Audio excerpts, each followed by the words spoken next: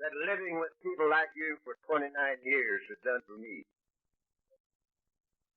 It has convinced me beyond any shadow of a doubt that all of us are God's kids.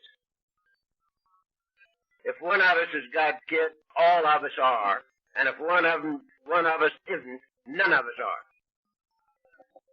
Now this is whether we believe it or not, whether we like it or not, even if we deny it, we cannot change the reality of our own being.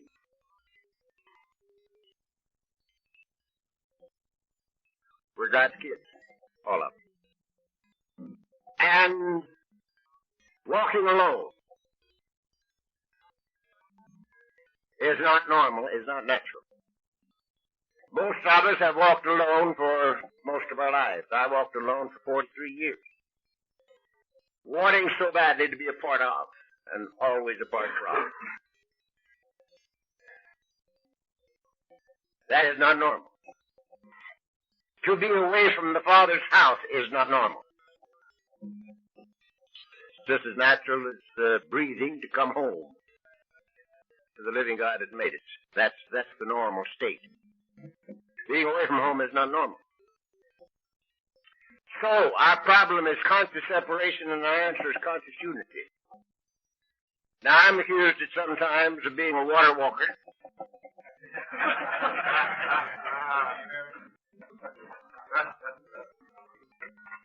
Some people think I'm overboard on the spiritual, so-called. I am not. I just happen to know that there isn't anything else but spiritual. That's all there is. There ain't no more. So I'm naturally a little bit prone to that direction. But I have never heard a speaker, including myself, from the podium of Alcoholics Anonymous, that so strongly affirmed that as this book right here. For instance, here's a line in the second chapter. It's called There is a Solution. And here's what it says. Each individual in the personal stories, that's stories about the book, each individual in the personal stories describes in his own language and from his own point of view the way he established his relationship with God. That's what it says right here. Second chapter. The way he established his relationship with God. And so, this is the answer.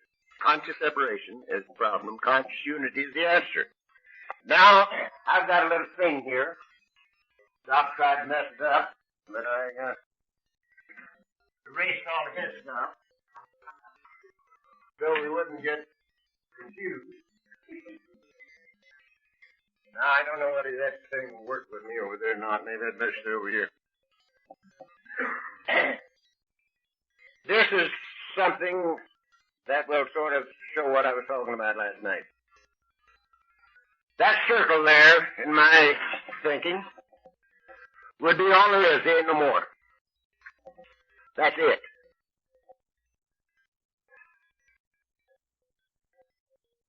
Those three words, life, good, God, insofar as I'm concerned, are synonymous. They all mean the same thing. So that's it. That's all there is. There ain't no more. Here's the feeling of conscious separation from. And as we said last night, that's human ego.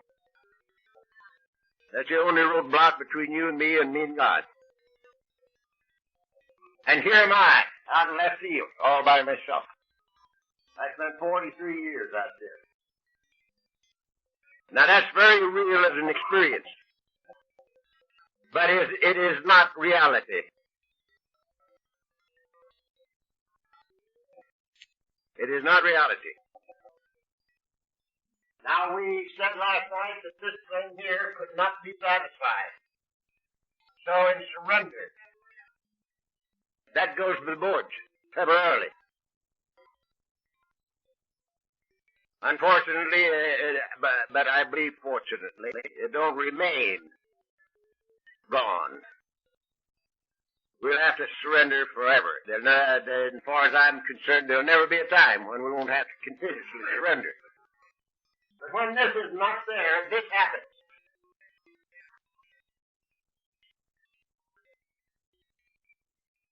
You wake up right in there. You don't get in there, you wake up in there. Because you can't get out of there in reality. There is no life apart from. There is experience apart from, but no life apart from. There's only life a part of. A part of. In Him we live and move and have our being. Now that's the truth of life. The carpenter said it like this: who by taking thought can add 1 cubit to his stature? Which means, I believe, you can't change the reality of your own being. You can only change your experience in reality. This was very real for 43 years. But it was not reality. And this is what happened to me in bed in January 1946. But I didn't know it. I had to discover it as time went on. Now, the first time I talked with my wife, she knew that something had happened. I didn't know it. She did. Because I called her in and I said, honey, you know, she was divorcing me. I said, it's no longer of any importance to me whether or not I live under this roof. It is of absolutely no importance to me at all. I'll never ask a thing of you as long as we live, but one. If I can ever add anything to your life, let me give it to you. And we closed the book, and it's never been reopened. She knew something had happened. I didn't. I called the kids in, and I said, boys, there's no father in the household any longer. You don't need to love me. You don't need to obey me.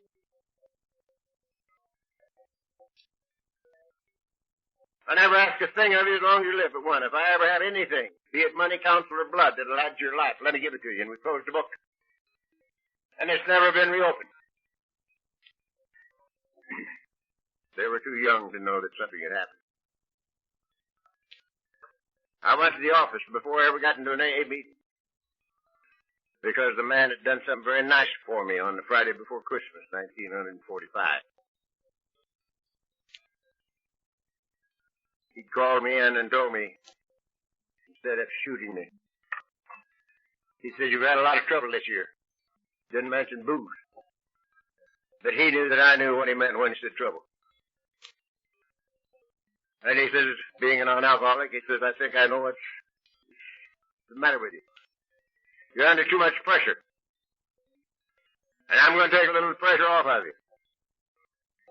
So instead of shooting me, as he had every right to do, he gave me $3,000 for a Christmas present. The Friday before Christmas, 1945. If any of you have ever drunk any booze,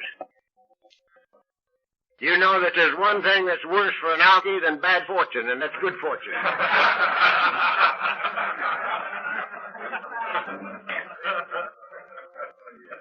So I got drunk on the way home.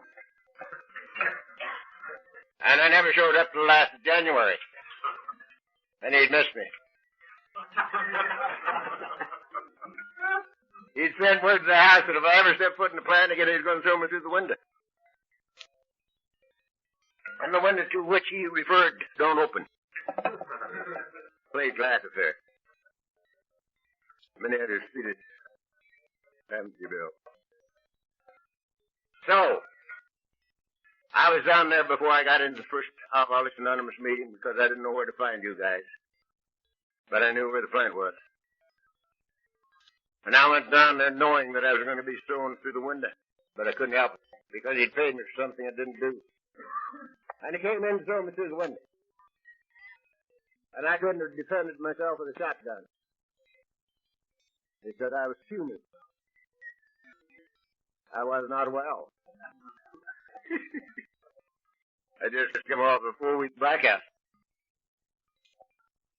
Fortunately for me, I was on the phone when he came in. And he had a little time, so he took my drafting boards and stuff out of the way so he'd have a clear shot at the window. As soon as I hung up, the phone was his, and he was a frugal man. He didn't want to throw it through the window. But he got ready to throw me through. And I hung up the phone and started after me. I said, Victor, leave me alone. I don't work for you anymore. I'm down here to clean up this desk. I'm here to do the things you paid me for last year that I didn't do. And as soon as I get even with you, I'll get out of here on my own power, and you'll never owe me a penny as long as you live, but for God's sake, leave me alone. I've got to get even with you. And he stopped in his tracks.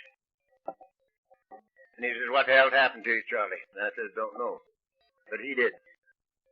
And he didn't throw me through the window. So,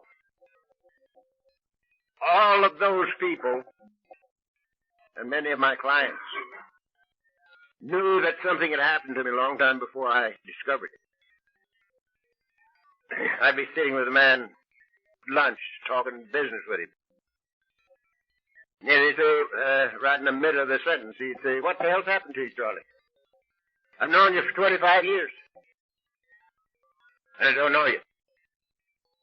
And I said, I don't know. And I didn't. But this is what happened. That thing was gone, and eventually I woke up in here. Now, there is no life apart from. There's only life apart of. So this becomes the whole human race.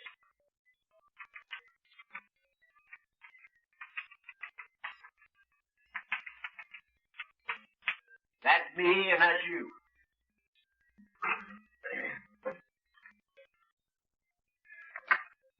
The good book says God is life, and you and I are life. So God is that which I am, and God is that which you are. This is the meaning of the words as we understood him in our book. As we understood him has no reference to understanding the infinite. It has reference only to the necessity of individual experience.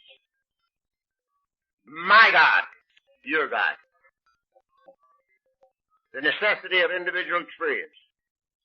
I hunted your God for 30 years before I got here. And I couldn't find him. And I came here not even looking for mine, and we found each other. So we have to find him where he is. And he's right here in me and right there in you. So we have to find our own. Now, although the man that ruined my blackboard here for a little bit raises hell with me for quoting, he says, I hate a man that quotes verses. And I said to him, that's because you don't know any verses.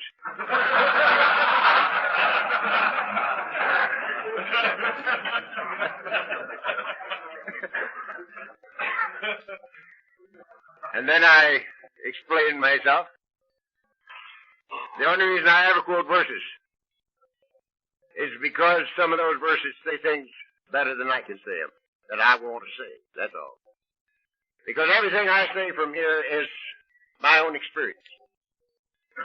Everything that I share with you from this podium has happened to me in my lifetime. The bad and the good has happened to me in my lifetime. But there's some verses that I like. For instance, to explain this. Paul said this. He says, just as you have a body, and it's made up of many members, and all the members are different, and all the members have a different function, and yet they all go together to make up the one body. So are we all in Christ. That's what it is. It takes every member of the human race to make up the Christ. Christ is the second of the Trinity. God the Father, God the Son.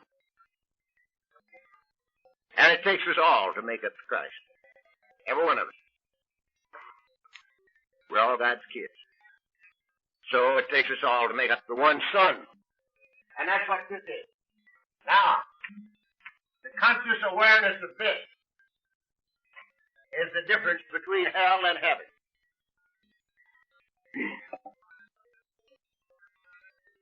Being born out of conscious separation into conscious unity, I believe to be the rebirth, or the birth of Christ in me, and the birth of Christ in you. I think it has to happen to everybody. Now, we are the most fortunate of all God's kids because we run out of time, and people, and places, and things, and money, and booze.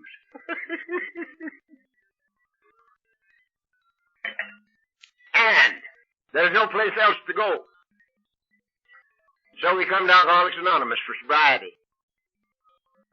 And we do the things that people like you, drunks who are not drunk, tell us that they have done. And they're sober. And they say, if you want what we got, do these things. And we want. And we do them for sobriety. And a lot of things happen to us. We get sober. But all the related disorders disappear also. I have a fetish on this because we have so many experts now in related disorders, it's a little difficult to get anybody to talk to a drunk. I'm not scared of this with you because I can't keep it. I shouldn't ever tell anybody because I had no business doing it. I called on a person in the hospital where they have an alcoholic rehabilitation thing or a fixing up deal. And this guy wasn't in that. He's an alkie. But he was in there for other physical troubles. And I visited with him a while and was going out, and I went through the alcoholic deal. And they said, why don't you go and visit the therapy section? We're having a therapeutic deal going on in here. Why don't you go visit it? They knew, they recognized me. And I said, don't care if you do. So they took me in. And here was the therapist, one of us, who was, close the door. Good morning, gentlemen. Where's a couple of seats? Here you are.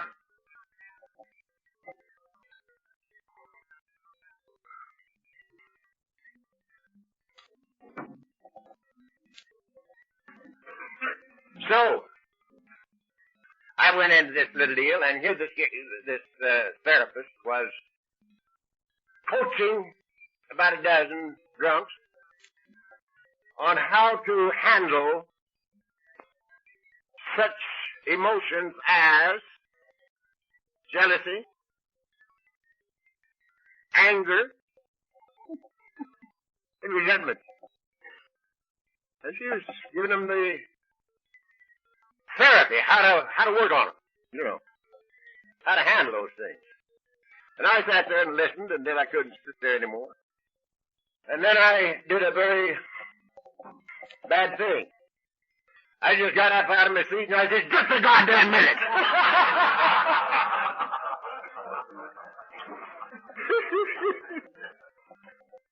I said, what makes you think that you can handle emotions like jealousy and anger and resentment? He said, if we could have handled those things, we'd have handled them 20 years ago. There's no way that you can handle a thing like that. You gotta get rid of it. You gotta get rid of it. They're children of the ego. They are obsessions of the mind. And the only way to get rid of them is to get rid of the human ego. In surrender. And then I remembered that I wasn't supposed to be there, and I walked out. Before I got thrown out. They haven't asked me back yet. So this being born out of conscious separation in the conscious union, I believe to be the thing that happens that they told us had to happen to everybody. Said you must be born again. And we're so fortunate because we have to have an answer in order to survive. And it's quite a wonderful thing. Now,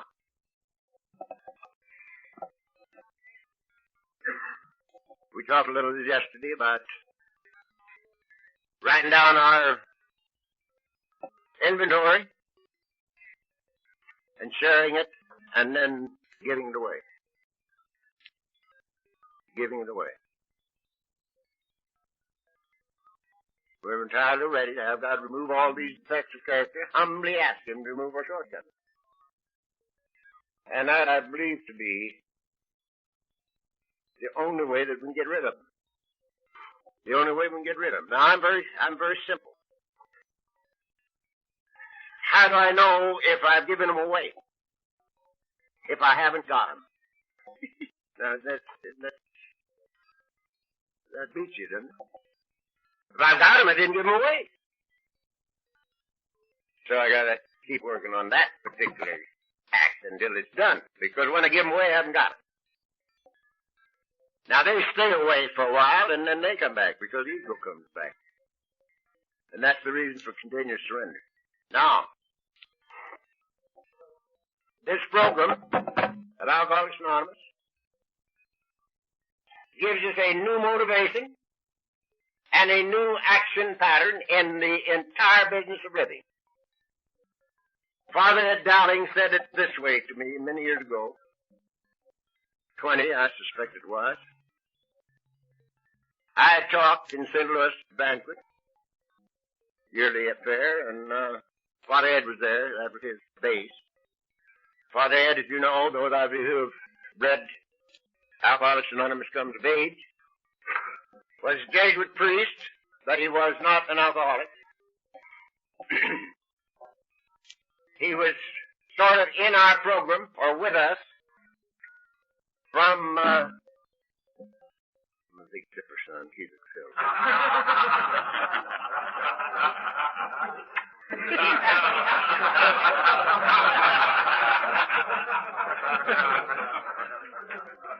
I'm trying to keep everybody awake.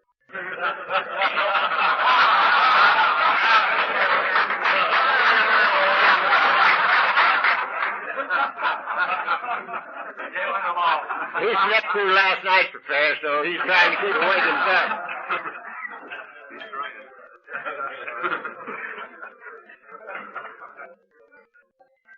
Although he was a non-alcoholic, he was with us from the very beginning. Tells in AA Comes of Age. And he said to me one time, I knew him very well, loved him very much, and I think he loved me. And he said to me, Chuck, he says, your cross was alcoholism. He says, my cross was lack of faith. He says, I went through all of my studies and was ordained, and I didn't believe a damn thing. Now that's a rough spot for a jibby. I think 18 years he'd gone to school. And he went all through his studies and was ordained and didn't believe anything. And he says, I came to believe by watching what happens to you people in Alcoholics Anonymous. Now that's a tremendous statement. I came to believe by watching the miracles in AA happen. And after this talk in St. Louis, we were going to get some coffee.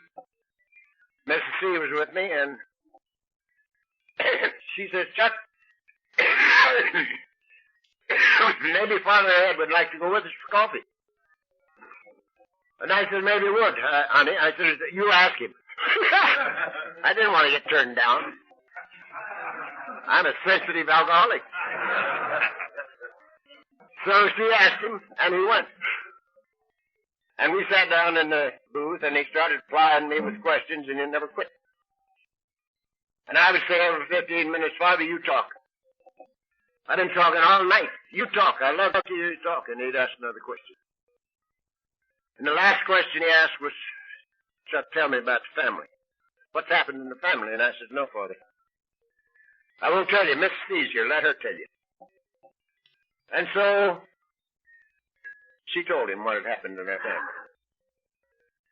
And he sat there with his little old mouth pursed up, looking out the window for seemingly forever. It was a great habit he had. His mouth just looked like a little old rosebud, and he'd look off into space. He finally turned to me and he says, you know something, Chuck? And I says, what, Father? He says, sometimes I have to believe that heaven is just a new pair of glasses. I think that's one of the most profound statements I ever heard out of the mouth of anybody. Sometimes I have to believe that heaven is just a new pair of glasses. And that's exactly what this program has been for me. And I said to my wife, honey, where's the difference? This program is a new motivation and a new action pattern. Now, everything that I was taught as a child, in home, in school, and in church, has had to be reversed since I became older. Everything. There isn't anything that it taught me that is left, except the multiplication tables. That's all. Everything else has had to change. We talked yesterday about the feeling that we had to get out there in the salt mine and outthink, outperform, and outmaneuver in order to eke out a miserable living out of an unfriendly universe. We're going to talk about that in AA and business, so we'll skip that for a minute. I was taught, because my family, one side of the family was Methodist Church South, and the other side was Hot Shell Baptist, than which there is nothing whicher.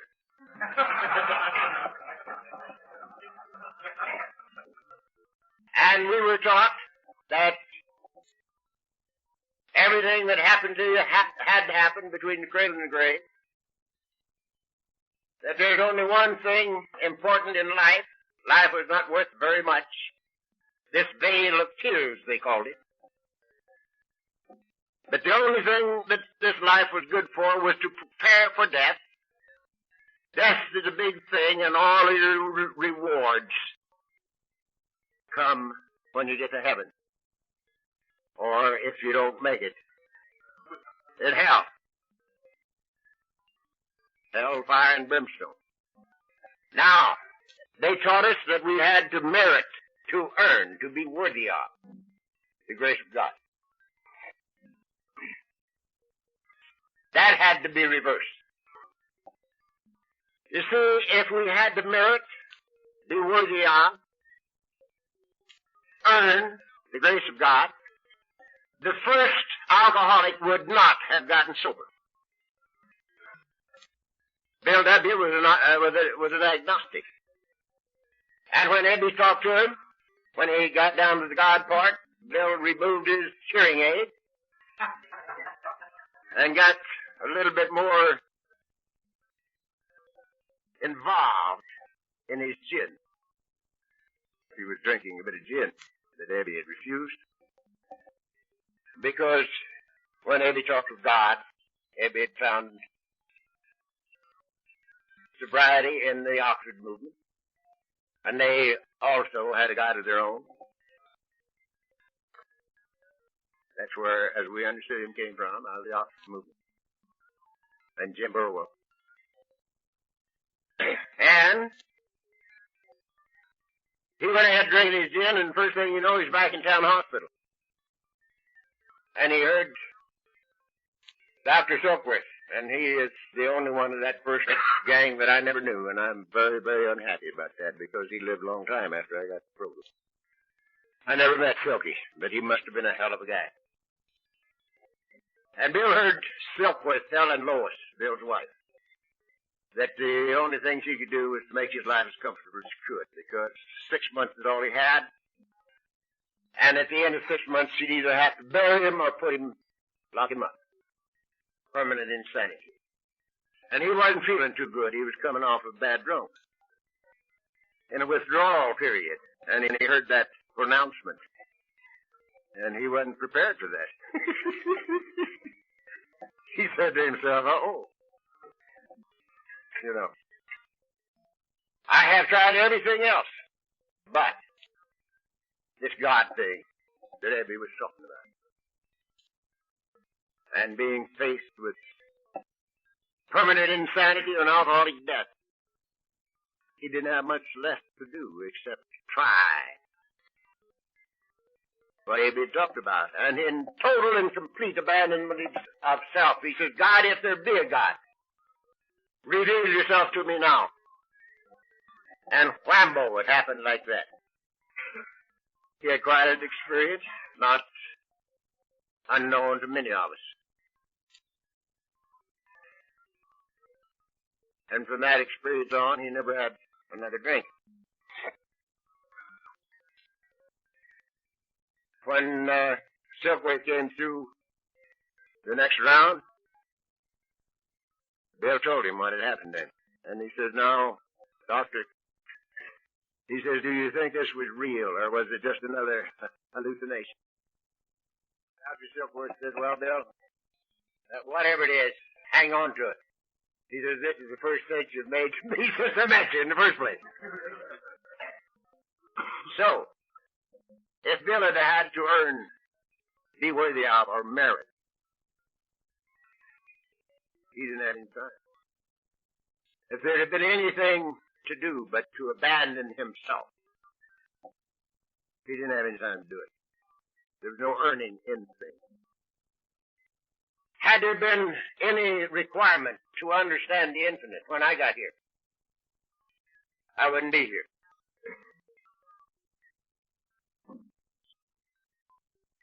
I had used every resource I had, and I had lost. And I said to myself, if I ever live to get out of this bed, I'll find AA. And from that second until now, I haven't had to have a drink or a pill. Just to become willing to come here was the key in my case. And there was no earning or being worthy of or meriting anything. And I had lived to be about 65 before I realized that the very word grace, the meaning of the word grace is a free gift. A free gift. And there's no way that any of us can earn a free gift. Now, a little thing that is most important to me. When I discovered that I was sober, I started to try to do something about 7-Eleven. And it said soft prayer and meditation. And I thought I was going to have to prayer and meditate. And I had me a Grand Central Head. My Grand Central Head didn't leave early. A Grand Central Head is when 10,000 things are going through your mind at the same time. And you can't hold a thought for a split second. But I knew I had to prayer and meditate, because it said here, thought through prayer and meditation. And I'm gritting my teeth, sitting in the same chair I sit in right now. Try and meditate. It was a mess. But 2 verses popped through my head. Pardon me, doctor.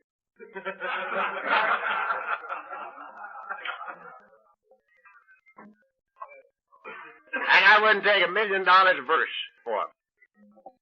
Because the first one was this. Seems like the carpenter was walking off down the road one morning and somebody wanted something and he yelled at him, good master, good master. And he walked over and he looked down at the guy and he says, why callest thou me good? There is none good but one. And that's the Father. This is carpenter's office, mind you.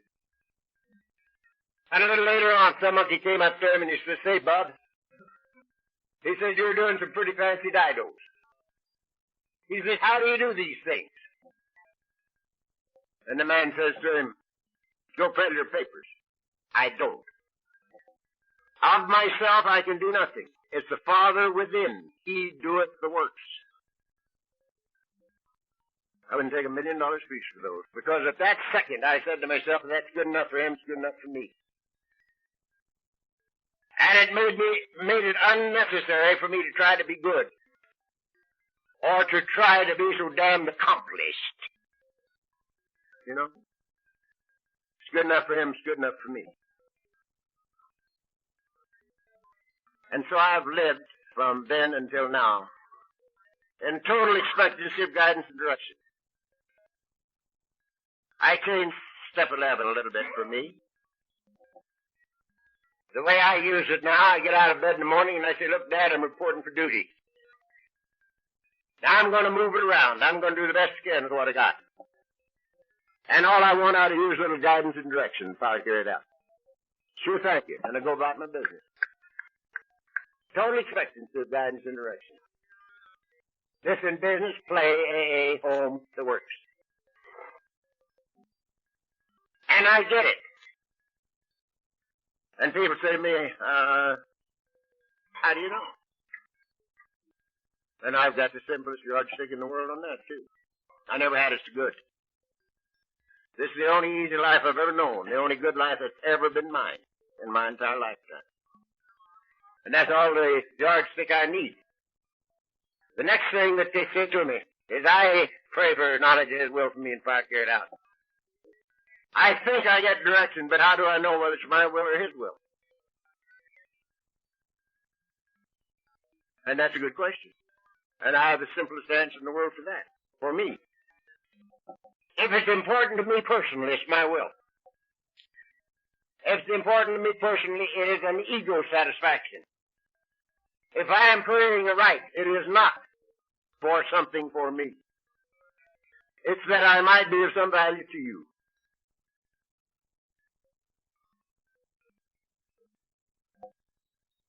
Now, you might think, well, you call this a retreat. Why aren't you opening and closing these meetings with a prayer? Because every one of these meetings is a prayer as far as I'm concerned. Insofar as I'm able to perceive, every serious thought is a prayer. Even worry is a prayer for something you don't want to happen. Anticipatory anxiety tends to create the thing you're afraid of. Actually creates it. Old Job says, lo, that which I feared has come upon me.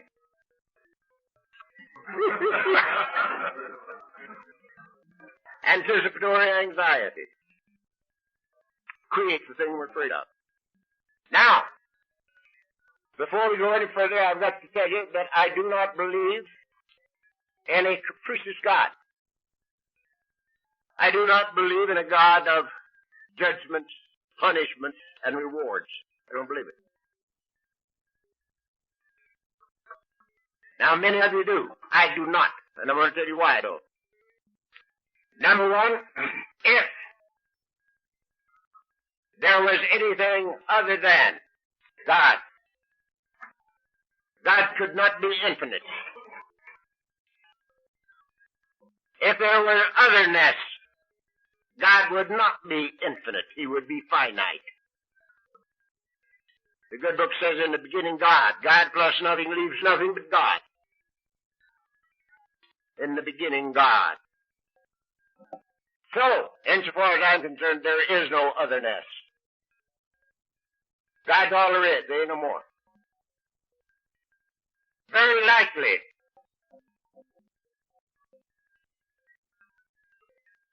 the process of creation is something like this. God thinks and himself becomes the thing he thinks about.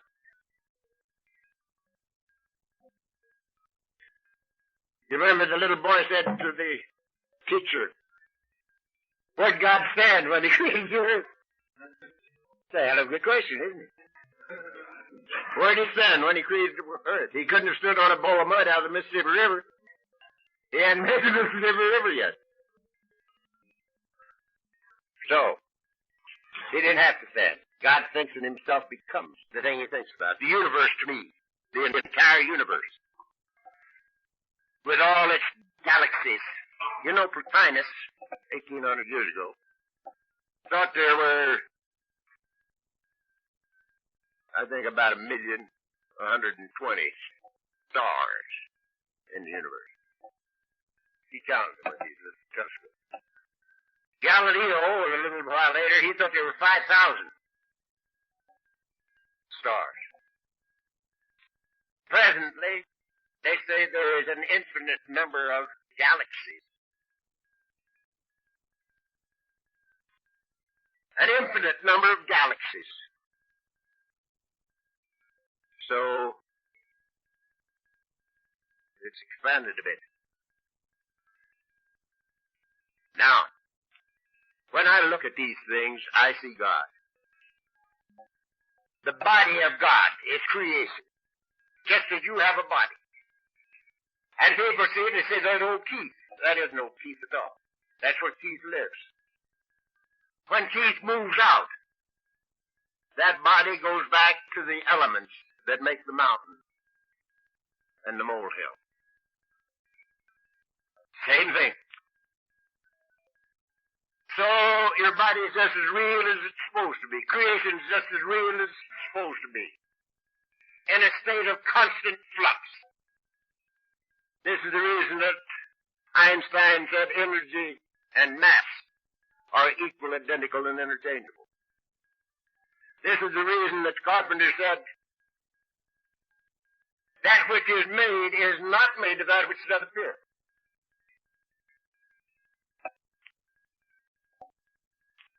It's the evidence of, or the body of the Creator.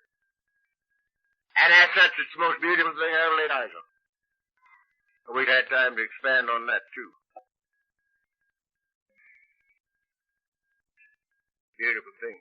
Now, you and I duplicate God in our little world. We think and ourselves become the thing we think about. For instance, something you and I know a little bit about is drinking whiskey and muscadoodle and old Panther. I broke in on White Lightning. 146 proof. From that up to 169. Real good. You drank it out of a fruit jar. It's nice. You get it. Crease right across your nose.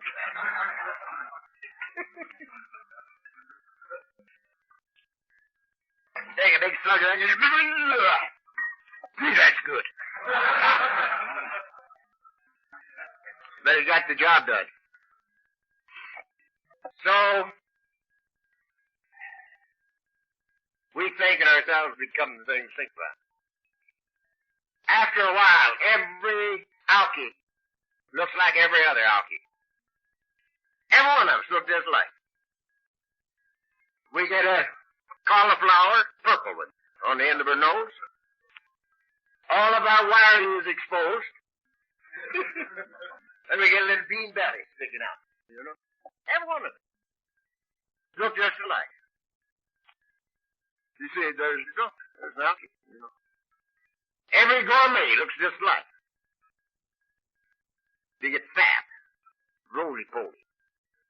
Get very nice disposition because they can't whip nobody.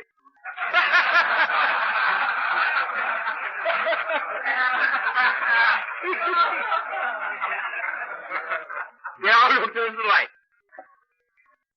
Every wolf looks just alike. Look at Bill back there with his bald head. Son of this one up here with his bald head. He's a damn wolf. Look at him. He walks down the street. Everybody sees him, knows he's a wolf. Hi, Bill. I love you, too. So we think and ourselves become the thing we think about. For instance, I got a guy sitting in front of me here that knows a little about the market business.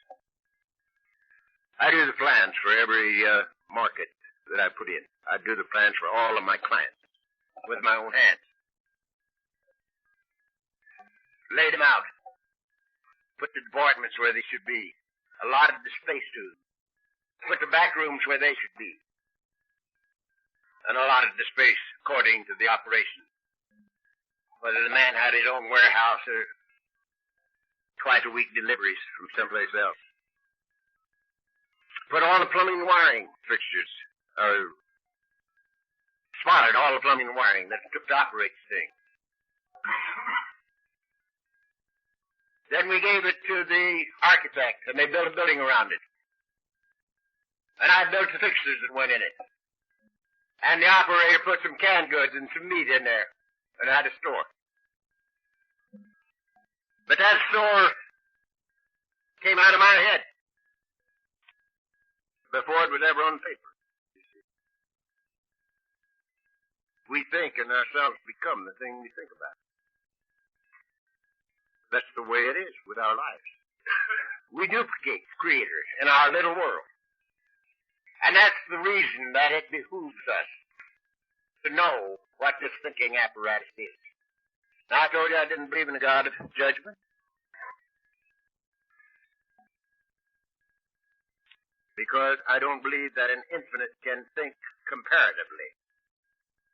I don't think God knows the difference between a molehill and a mountain in size. Because God is both the molehill and the mountain. You don't have to think comparatively. He's both of them. So you don't have to think comparatively. To compare, there has to be otherness. You hear me? Okay.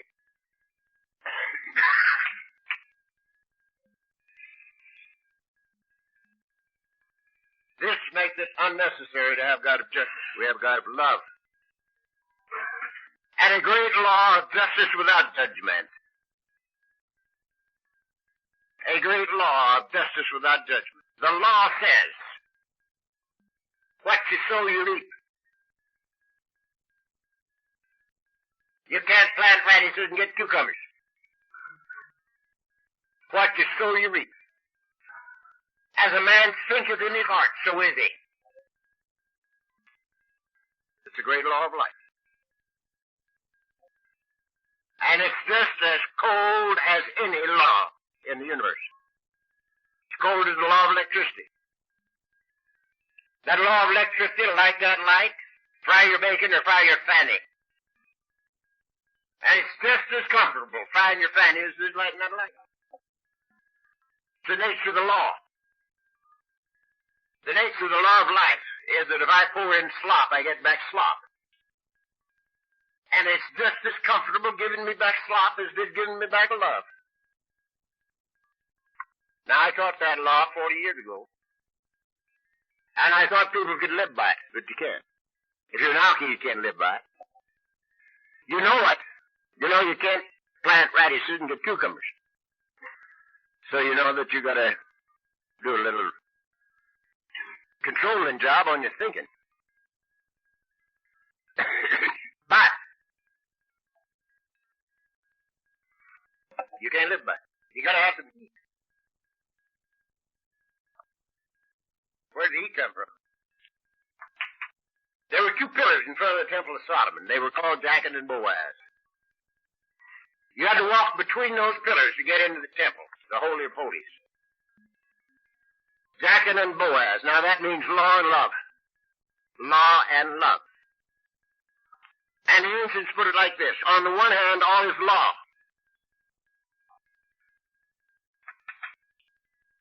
The way it works, law.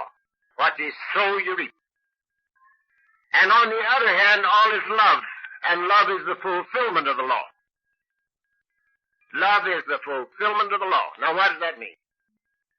That means sooner or later, you and I can have only one motivation for any act whatsoever. And that's love. The only reason for doing anything is because you love it, for free and for fun. That's work, play, AA, home, the works. Love is the fulfillment of the law. Now what does it mean?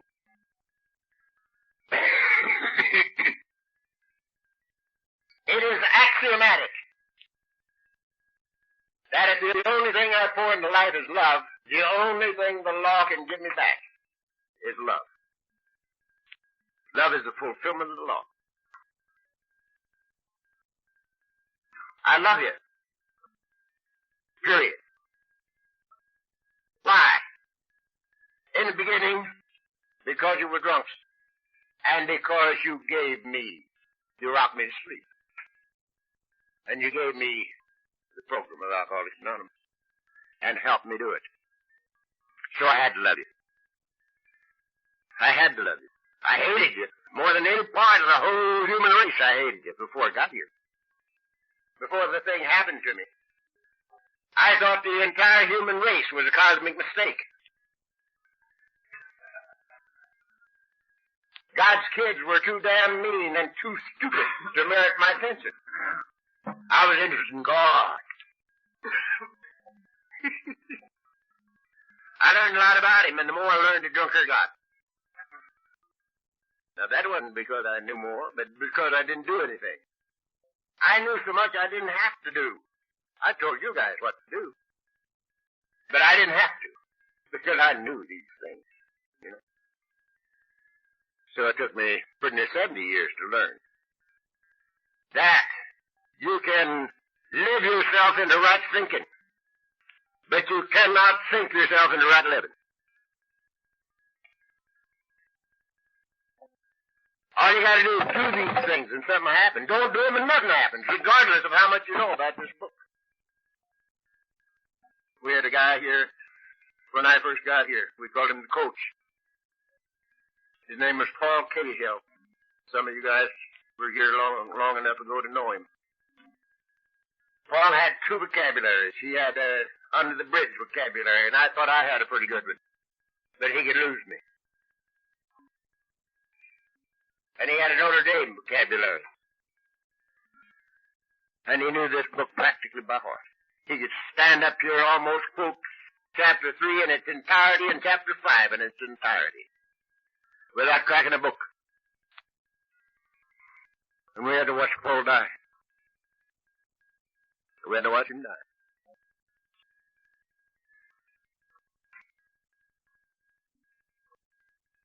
He came to me just about, he came to our meeting, Beverly Hills, just a short time before he left us.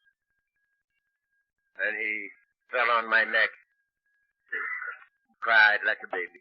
And he said, Shep, look at you and look at me. And he says, just think, I was going to throw you out of my own house when you came to see me. And he had to die. Because he forgot to do these things. He knew them, but he didn't do them. So we can live ourselves into right thinking, but we can't think ourselves into right living. Now, I love you. It's none of my business what you think of me. It is none of my business. It's my business what I think of you. And I love you. Now, if you happen to love me back, it's a plus. So you can add to my life, but you can't take away. Did you hear me? Now, this is one of the greatest things that you ever heard tell of. You can add to my life, but you can't take away. And everybody that lives can add to my life, but you can't take away. Because I'm not trading with you. I love you, period. First, because you're drunk. Second, because I know who you are, whether you do or not. You're God's children, every one of you. And for that reason, I love you. If for no other. You see. Now I want to throw this in. What time do we start? Have I got half an hour? Good. I want to throw this in.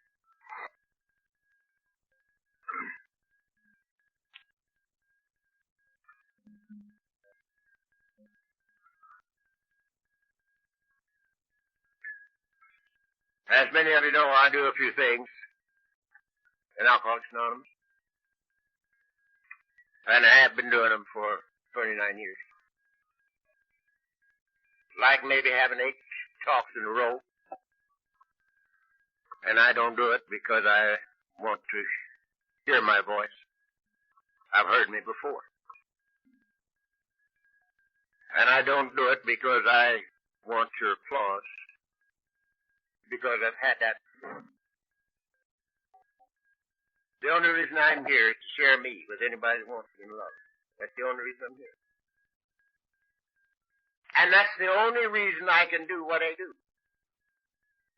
If I was concerned about saving your souls, I wouldn't be here. Because if any of you have a lost soul, I wouldn't have the slightest idea where to look for it. Not the slightest. And I'm most certainly not here to make Christians out of you. Because, as I understand or misunderstand Christianity, I just might not be a Christian.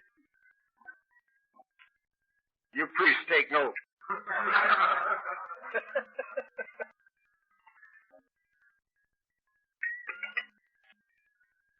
So,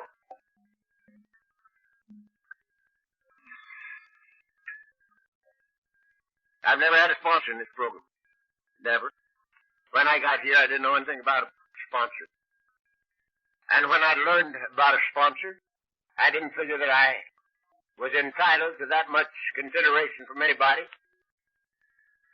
I never even asked many questions for a long time. I became an eavesdropper. When I got well enough to hold a cup of coffee, I'd get me a cup of coffee, pick out somebody that seemed to be talking pretty good AA, and back up to them, and stick me into the conversation. Became a hell of an eavesdropper. And if they caught me, I'd take off. Back up to somebody else. And as they caught me and included me in, I couldn't take it. I couldn't believe it. I'd go out under the pepper trees and cry like a damn baby. And a little later on, when I might have been able to accept a sponsor, I had a few hundred of them. Everybody that I see in Alcoholics Anonymous is my sponsor. Those who are in the program and those who are not in it. Every one of them is my sponsor. I feel that every man is my teacher, some teaching me what to do and some teaching me what not to do. And I think the one that teaches me what not to do might be just as important as the one that teaches me what to do. As I've told many of you, I went through 2 deaths last year with people that I'd known, one of them 28 years and one of them 25. And they both left by their own hand. One of them was only 45 years old and had been sober 25 years. And I'd been instrumental in getting him in here. And his image got between him and his program and his God. And he had to die. And the other one let something get too important to her. And she had to die. That's 28 years. So, those that teach us what not to do are just about as important as teachers as those that teach us what to do. Now,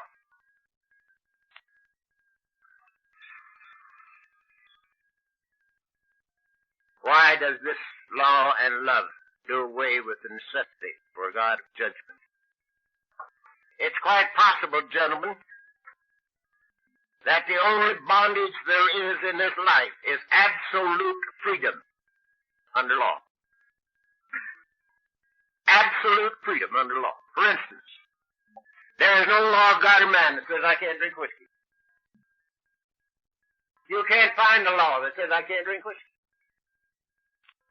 And by the grace of God, through the miracle of AA, I have enough money in my pocket right now, if you won't tell anybody, to get us all drunk and keep us drunk for a little while without even going to the bank. I can do that. Why don't I drink whiskey? The the priest says you ought not. And I said, I don't know what you're talking about, son. I don't know what that means, you ought not. Who says I ought not? But I know what this means. I can't afford it. I cannot afford it. When I drink whiskey, it robs me of everything that I like about me and you and life. So I cannot afford it, so I don't drink it. There's no law of God in man that says I can't hate you. I can hate the bejesus out of every one of you if I want to. No law says I can't. Why don't I? And again, the priest says you ought not. And again, I said, I don't know what you're talking about. But I know this, I can't afford it.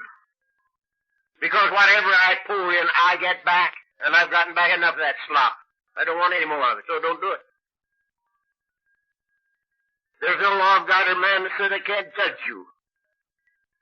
I'm perfectly free to judge the hell out of you if I want to. And I'm very capable in those lines. For many years, I inventoried everybody that I ever knew and lots of people that were just walking by.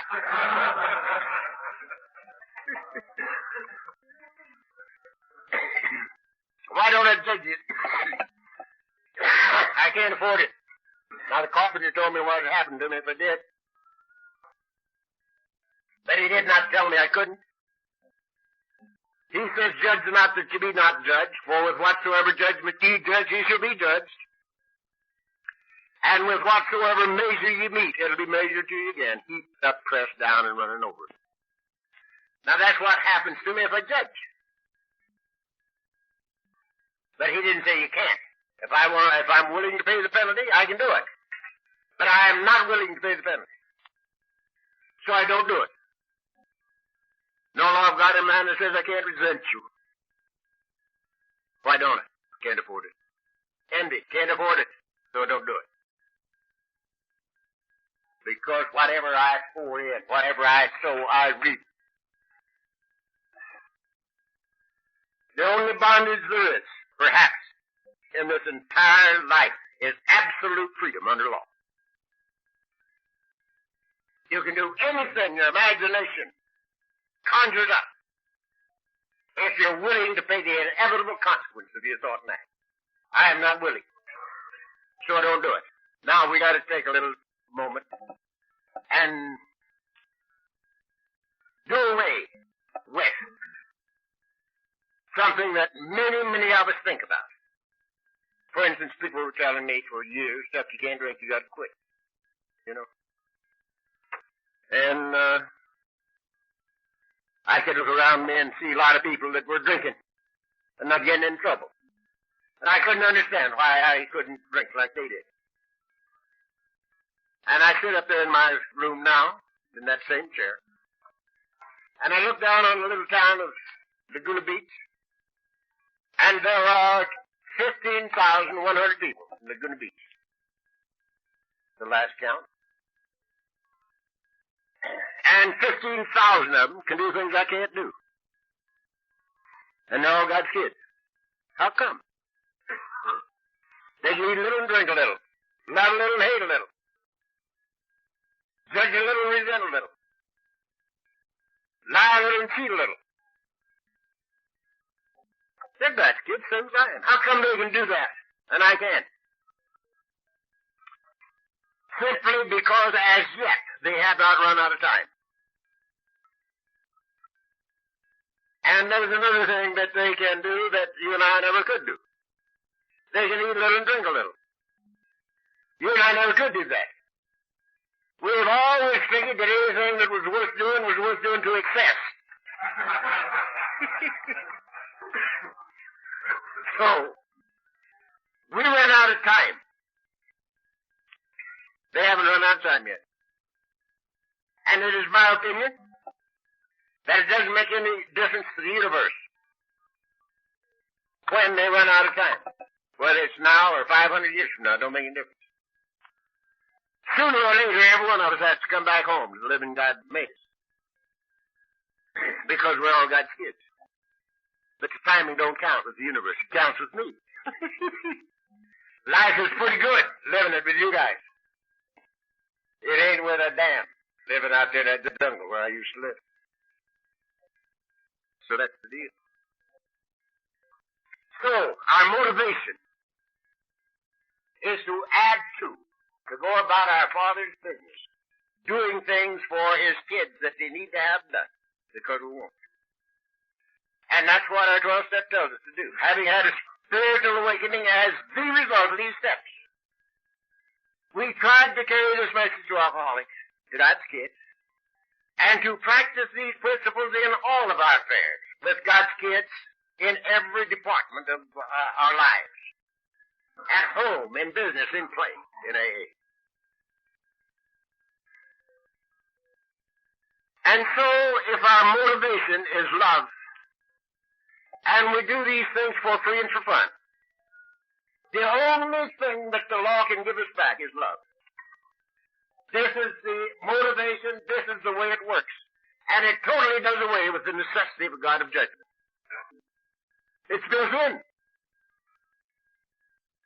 It's built in. Right there it is. What you sow, you reap. And a man thinketh in his heart, so is he. Now, I can go right down the middle of the road with a God of law and order, a God of love, a law of justice without judgment.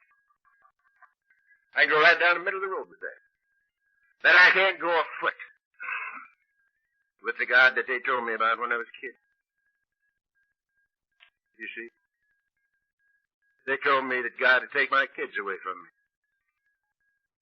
in death to punish me for my sins.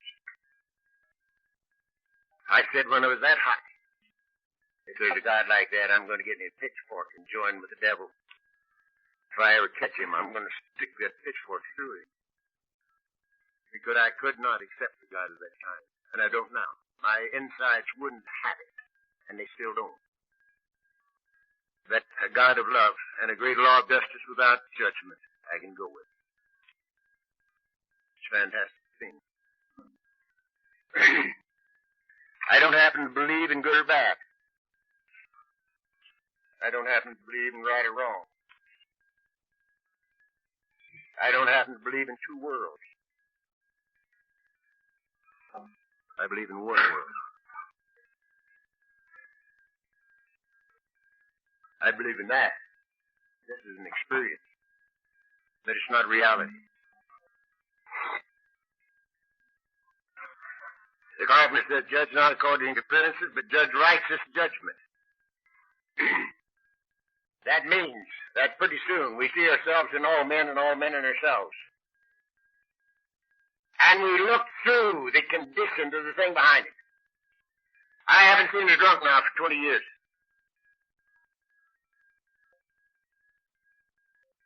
It's been 20 years since I've seen a drunk.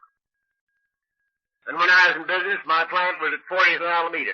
And every time I went downtown, if time permitted, I went to the head of 5th Street and drove west. It drew me like a magnet. And nearly every time I ever went into 5th Street, the Black Maria was just in front of me or just behind me. And I knew that Black Maria inside and out. I've ridden in her in chains. And all the boys on the street knew her, too. And they knew the rag pickers were sitting right there, going to pick them up. And here's the little wino, with his bottle in a brown paper bag, so nobody knows what he's got. There's nothing that looks so much like a bottle of wine in a brown paper bag as a bottle of wine in a brown paper bag.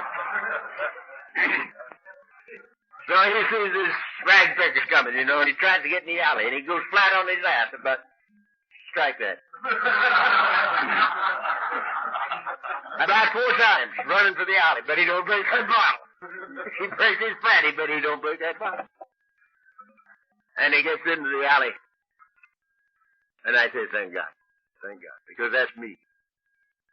That's me, but with the grace of God. And I go on down the street, and here sits the old boy in the doorway. It's, July. And he's got on 2 overcoats. Black one and a gray one. And there he sits in the doorway, and his bottle's right out in the open, and it's half full. Red eye. And he's sitting there laughing and talking with his friends and having a hell of a time. His friends aren't there. And I can't hardly drive by him. I want to leave that car of mine right in the middle of Fifth Street and go over and pick him up and set him on my lap. Because that's me, by the grace of God. You see, I used to wear my overcoat in July. I used to meet the people, talk to them. They talked to me, and we had a hell of a time. They weren't around. One of the things that made the biggest impression on my family, I think, of all the things I did, drunk. There's many times we'd all be in the same living room, and I'd have company, and they wouldn't have any. They couldn't understand it.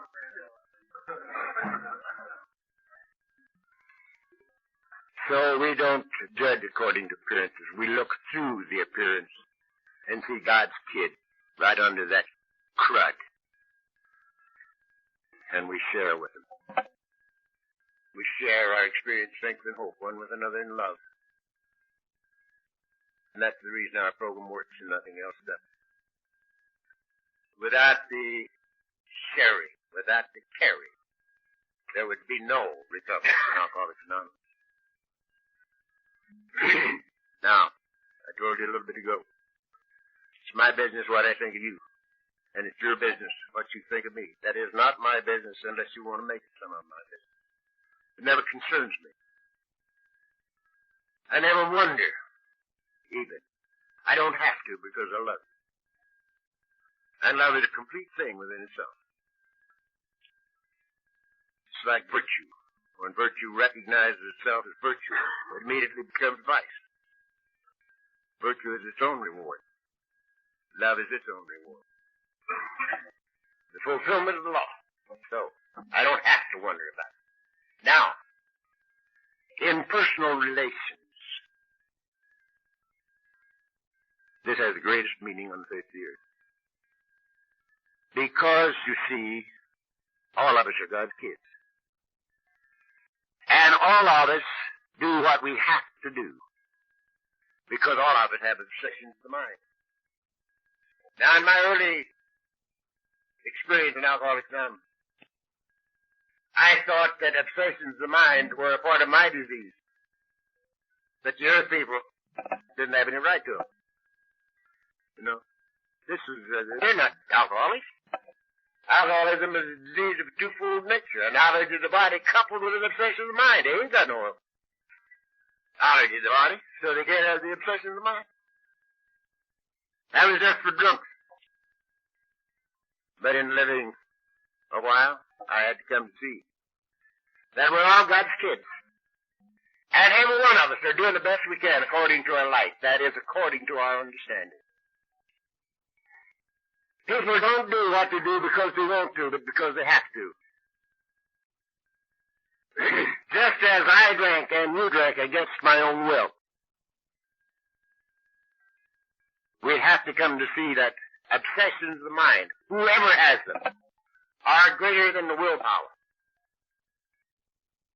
When the will and the imagination and or the emotions are in conflict, the emotions and the imagination always win.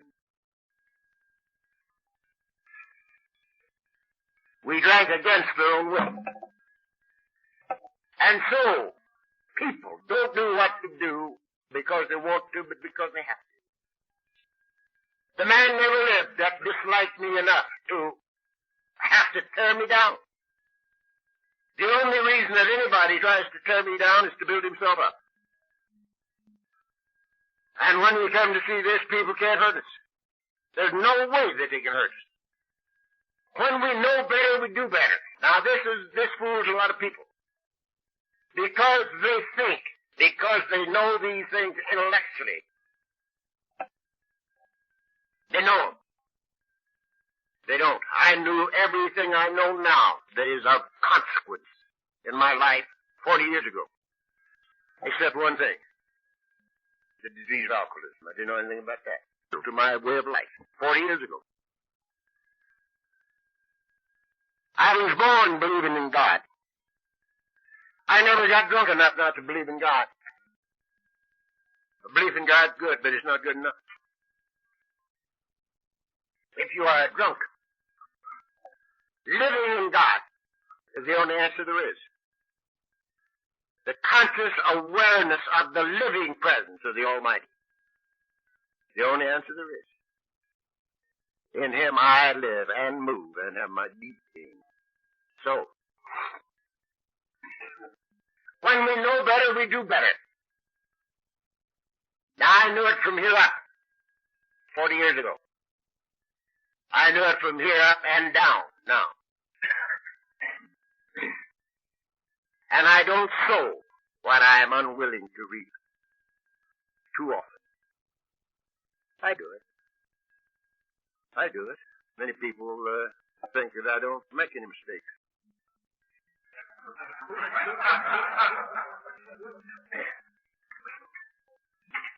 Once I thought I was wrong, but I was mistaken there.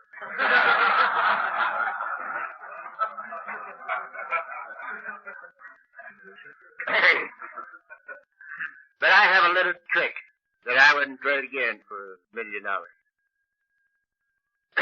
I share everything in life with my God. Everything, the good, the bad, and the indifferent.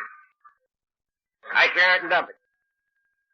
For instance, when I do a lousy stunt, which I do once in a while, too often, I take it into my closet with me and I say, look, Dad, look what I did yesterday. Isn't this a lousy thing for a guy like me to do? I knew better when I did it. But I had to make an impression. She was awful pretty.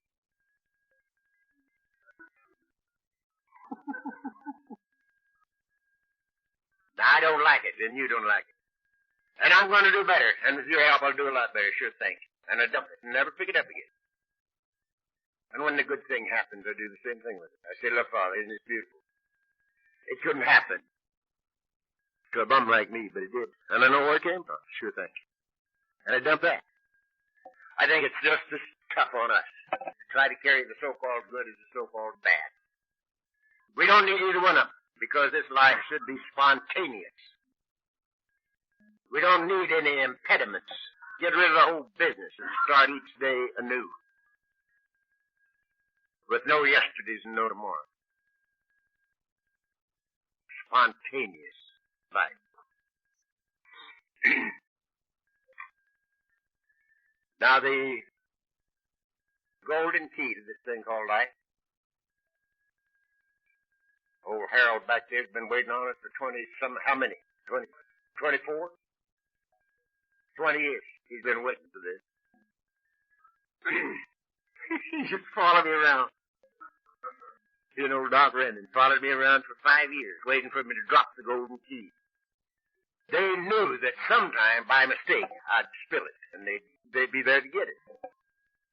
And every time they'd come down and take up the whole night yakking in my living room, I would tell them, look, I've given you this key every time you ever heard me talk. I've given it to you. All you got to do is do these simple things. They knew there was something else. So I'm going to give him this golden key after 20 years. The golden key to this thing called life is rigorous self-honesty. Rigorous self-honesty. Why? Because we have a monitor with us. We didn't put it there and we can't dislodge it. The religious call it conscience. This is another thing I don't understand. Don't know anything about. I call it God. God in me, as me, is me. I'm not God, but God is me. Infinitely greater than I because He's all of you. As well as me. But not different from, other than, or apart from, but a part of. Because now I'm consciously aware of the living presence of the Almighty. So, the golden key to this thing called life is rigorous